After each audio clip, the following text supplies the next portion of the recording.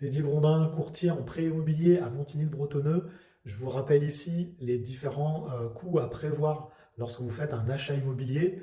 Donc les principaux coûts, vous avez tout d'abord les fameux frais de notaire qui en réalité sont essentiellement donc des impôts et des taxes qui sont collectés bien entendu par le notaire, mais ce sont essentiellement des impôts voilà, qui sont reversés à l'État et aux collectivités locales.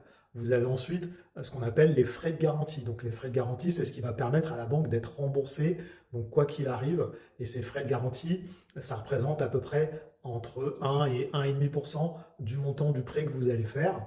Ensuite, vous avez également à prévoir donc des frais de dossier de la banque notamment, et éventuellement si vous souhaitez donc passer par un courtier en prêt immobilier, également donc les honoraires de courtage du courtier et qui, je vous rappelle, donc ces honoraires de courtage, bien entendu, ils sont payés au résultat, donc uniquement si votre dossier est validé, accordé, et vous payez votre courtier uniquement au moment du déblocage du prêt, donc généralement au moment de la signature définitive de votre achat immobilier.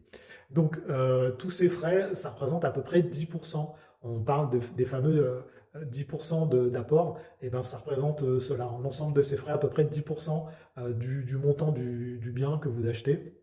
Et d'une manière générale, il est important donc d'avoir ces fameux 10% d'apport pour vous permettre donc d'avoir un dossier qui puisse être accepté dans de bonnes conditions dans la majorité des banques. Et il y a des banques qui sont plus ou moins gourmandes, certaines demandent plus d'apport que d'autres, mais d'une manière générale, lorsque vous avez au moins 10% d'apport, vous pouvez considérer que votre dossier est recevable partout.